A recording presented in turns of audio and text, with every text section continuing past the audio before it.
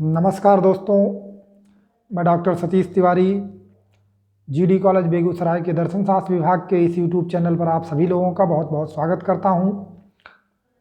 ये class PG first semester CC3 की class है। विगत क्लासों में हम लोगों ने देखा कि किस प्रकार से सुकरात पूर्व दर्शन में थेलीज, एनेक्जिमेंडर, एनेक्सीज का स्थान था। इसके बाद यूनान में कुछ इस तरीके की राजनीतिक घटनाक्रम हुए। उन राजनीतिक घटनाओं के कारण यूनान के ज़्यादातर जो दार्शनिक थे, जो विचारक थे, वो चिंतक थे, वो इटली चले गए और वहाँ पर अपना विचार और चिंतन परंपरा शुरू की। इस में पाइथागोरस का नाम सबसे महत्वपूर्ण है। पाइथागोरस एक केवल दार्शनिक नहीं थे, इन्होंने एक दार्शनिक संप्रदाय चलाया जिसे पाइथागोरियन संप्रदाय कहते हैं। पाइथागोरस का जन्म 528 ईसा पूर्व सोमांस नामक स्थान पे हुआ था। उसके बाद ये पलायन कर कर इटली चले जाते हैं और इटली में इस तरीके का उस समय माहौल था कि जहाँ पर स्वतंत्र चिंतन हो सके, इसलिए पाइथागोरस इटली में रहकर तमाम तरीके के चिंतन करते हैं और अपना एक संप्रदाय बनाते हैं। और वह संप्रदाय बहुत सारी तात्विकता पर जोर देता है। इस संप्रदाय के तमाम विचारों में एक महत्वपूर्ण विचार है जो इससे पहले किसी भी ग्रीक दार्शनिक में देखने को नहीं मिलता था। वह है पुनर्जन्म का सिद्धांत। पाइथागोरियन संप्रदाय, पाइथागोरस पुनर्जन्म को मानते थे। कुछ विचारकों को ये लगता है कि संभवतः ये पुनर्जन्म का विचार पाइथागोरस को भारत से मिला होगा, वो भारत से प्रभावित हुए होंगे। इस कारण ही उन्होंने, क्योंकि भारत में पुनर्जन्म का विचार लगभग सभी संप्रदायों में थोड़े बहुत परिवर्तन के साथ स्वीकार किया गया है, तो संभवतः भारत से ये विचार पाइथागोरस को मिला।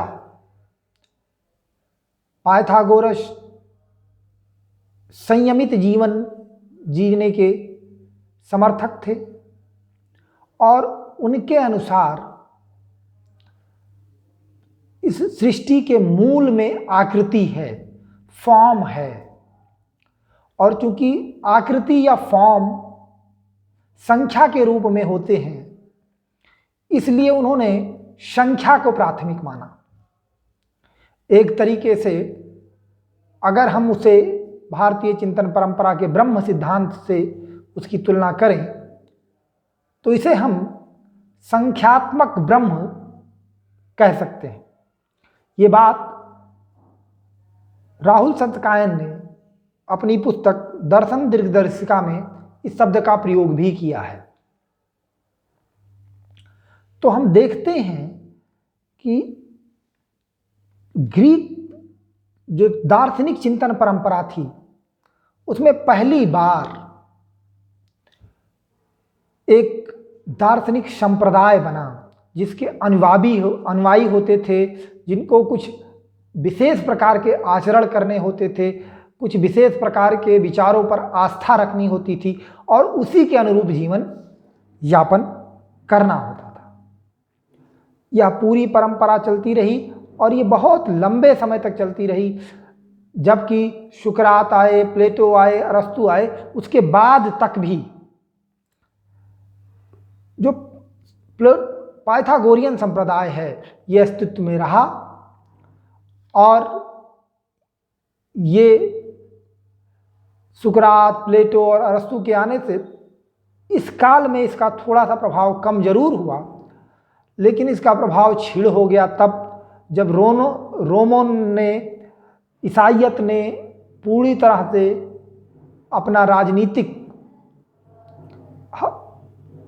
वर्चस्व स्थापित कर लिया और उनका चूंकि धर्म ईसाई था, ईसाइयत पूर्ण रूप से प्रभावित हो गया और अंधकार युग का प्रारंभ हो गया, जब सारा दार्शनिक चिंतन और सारा दार्शनिक परंपरा बाइबिल और ईसाइयत के चर्च के अनुरूप ही चलने लगी, तब तक ये संप्रदाय रहा।